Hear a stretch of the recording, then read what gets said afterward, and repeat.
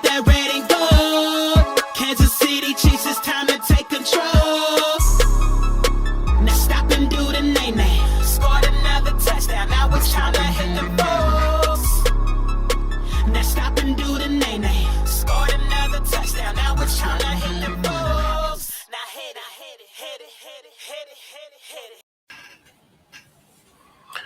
What's up, everybody? You were tuned in to the Arrowhead Chief Podcast. I'm your host, Cris. Thank you for listening. Hit that like button. Hit that subscribe button. Chiefs Kingdom, we are here. Second preseason game against the Washington Commanders. We got a few things to get into. I want to talk about. I want to discuss with the Kansas City Chiefs. Let's get right into it, man. Let's talk about it. The first team defense. And the first team defense came out. They had the first series. We kicked the ball off first.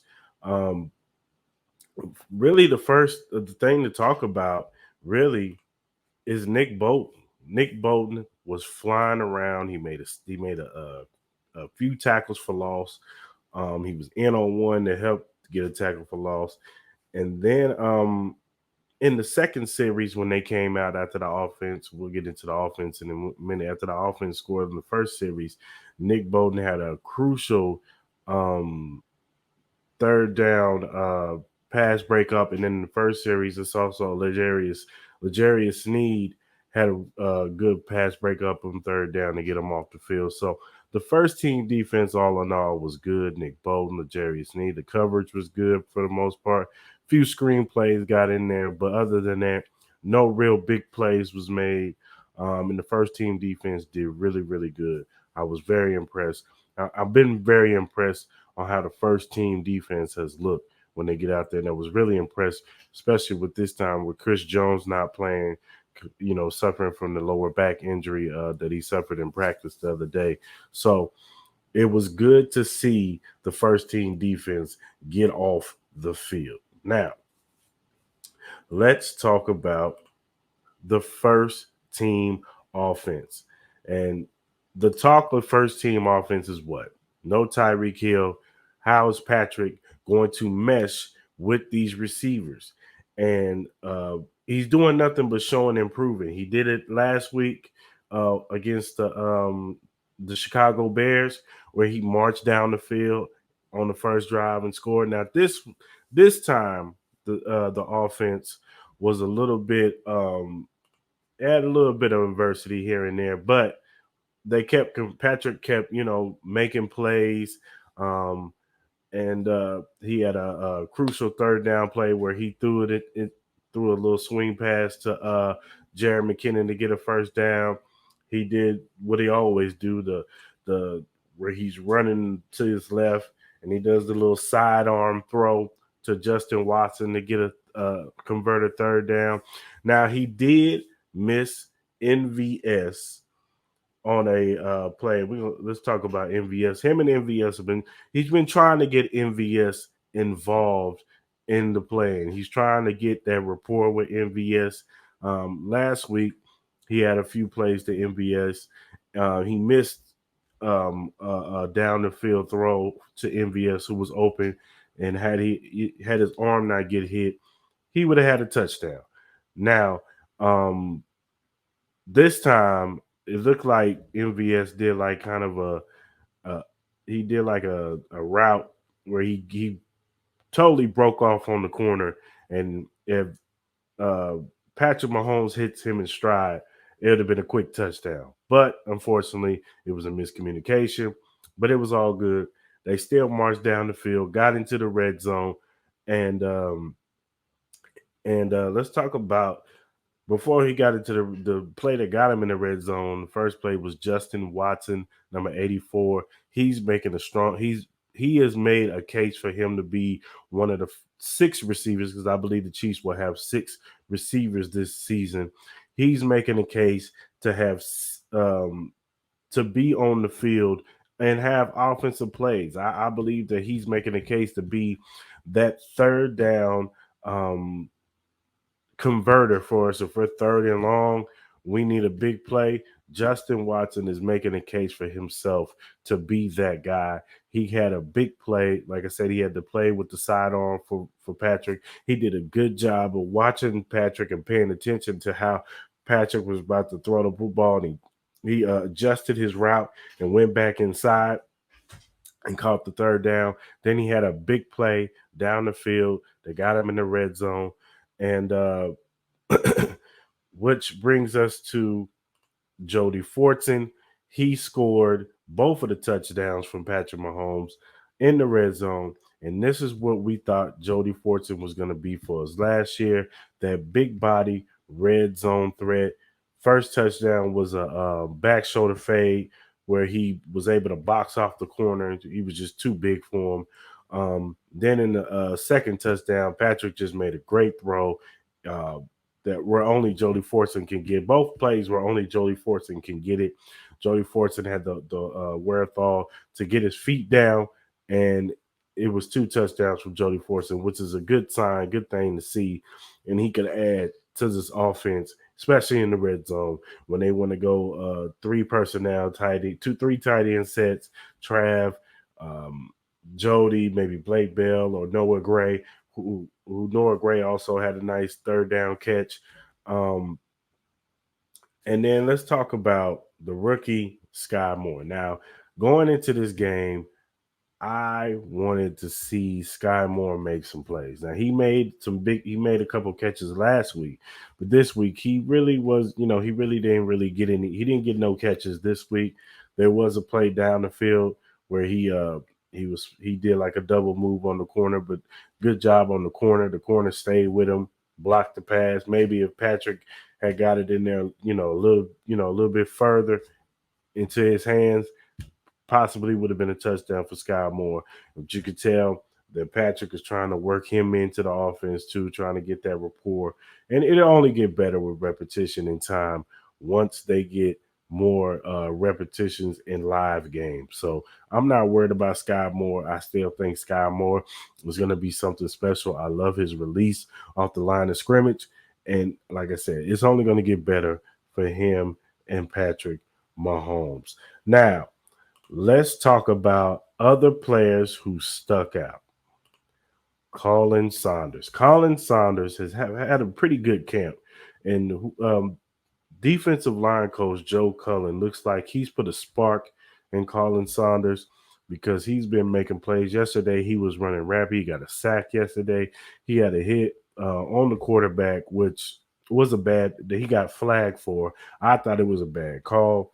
He just pushed the quarterback down, but he got flagged. But it's good to see Colin Saunders look like he's starting to reach that potential that we saw when he came out. We drafted him. He's a freakish athlete for his size, and he's just showing that athleticism on the field. Like I said, he got a sack, and he looks good out there, man. And I believe Colin Saunders is going to make this team. He's going to be one of the defensive linemen in that rotation. Him, Danny Shelton, Turk, and that's, I feel like that's going to be the rotation right there for the defensive, and Chris Jones. I think that's going to be the rotation right there. Those 4 down linemen. I think Taylor Starwall is going to be the odd man out. Either they put him on IR or possibly, they trade him away or cut him. So, yeah, I think Colin Saunders is making a strong case for him to make this team. Another player who stood out, rookie Leo Chenal. Now, everybody when Leo Chenal got drafted and we got to see his highlight tapes, and when he came in and he said he only wants physicality and violence, we were excited for this guy. We wanted to see Leo Chenal. We was thinking that he was going to be a starter, which I think he got the starting reps this day. Don't quote me on that, but I think he got the starting reps. But regardless, Leo Chenal has been making the best of his opportunities. Now, they said word on the street is that he is a liability in coverage, but when it comes to the first down, the second down, when it's time to run the football, Leo Chenal is right there, sticking his nose in where the ball is. He's always around the ball. His instincts are crazy. You see the instincts, you see the potential there. It's just that he has to work on his pass coverage. And remember, this is what they said about Nick Bolton last year. Nick Bolton had problems with his pass coverage, and he's looking like he's improved. And he was thrown and thrust into the start lineup with injuries. So Leo Chenal, I believe that he has the athletic ability to get better in pass coverage as the season goes on, but he will be a first and second down type of linebacker. But they will have to just take him out and pass him down this season. So, but Leo Chenal stuck out. He had a really good game. Another player, Jalen Watson, cornerback, um, tall, rangy corner. He's been having a good camp too. Um, the kid just keeps on getting better every game. He had a pass breakup in the end zone, uh, and he looks good, man. I can't say I think Jalen Watson should make this team. And I think he's going to be the future in this secondary because we don't know, what the Chiefs are going to do with L'Jarius Sneed after this season. Rashad Fenton, this is his last, this is his contract season, so we don't know which, they'll probably bring back L'Jarius Sneed if he has a great season, but I can see them letting go Rashad Fenton. And then next year, you're going to have L'Jarius Sneed, Trent McDuffie, just Joshua Williams, who continues to show improve, and Jalen Watson. So it will be interesting to see if they keep Jalen Watson on this team because I'm telling you right now, if they cut that kid, he will be on somebody else's team. He's put together enough good tape. Somebody else will pick him up, and hopefully it ain't nobody in the division because that's what we don't need. So shout out to Jalen Watson. Another guy, Cris Lymans. Now, Cris Lymans is more of a special teams guy.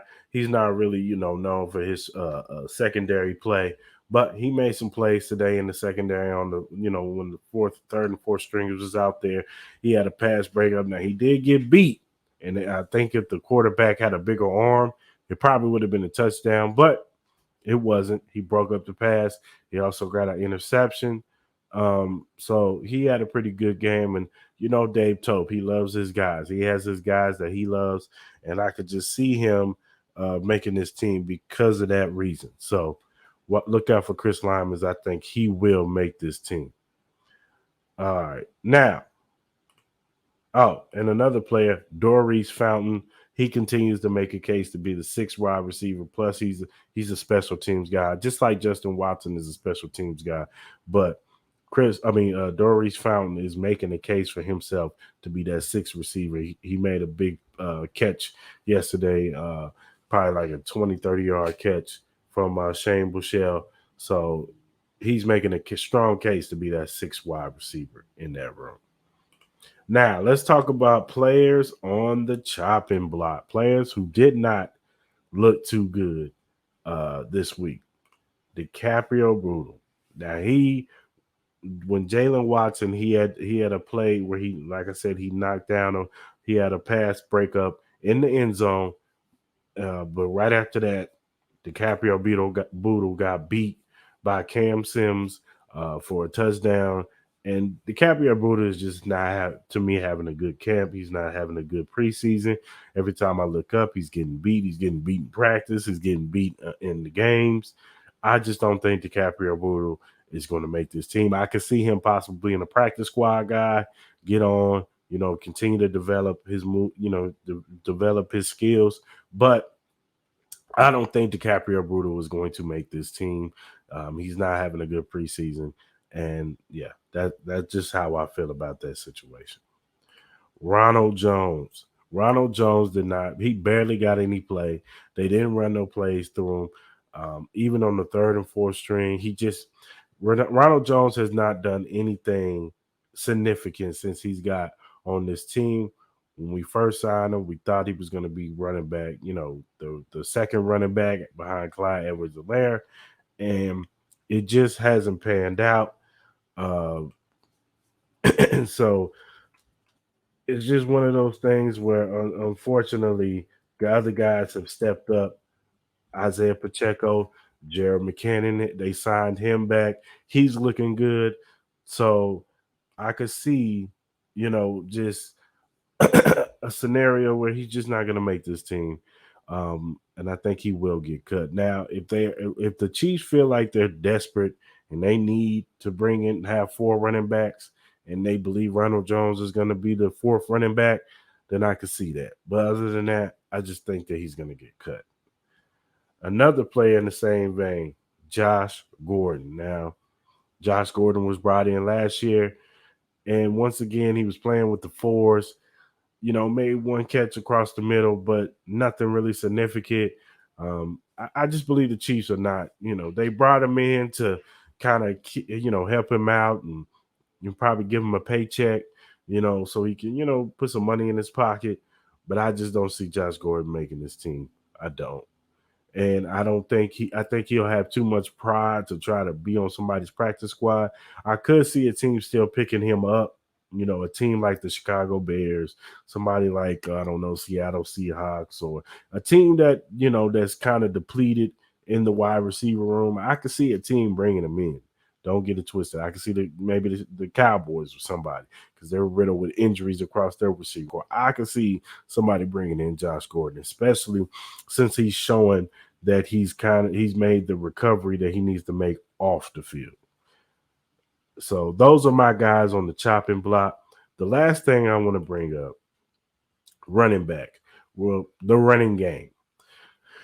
The one thing that has to improve with this team on offense is the running game. Now we know Andy Reid, he loves to pass, and that's mostly what he did in this preseason game. The first game, he did a little bit more balance. This game, it was shotgun, throw. And, I'm pretty sure they was just trying to look at something.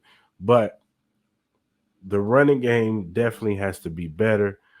Clyde only had I think 4 yards. Pacheco only had 13 yards.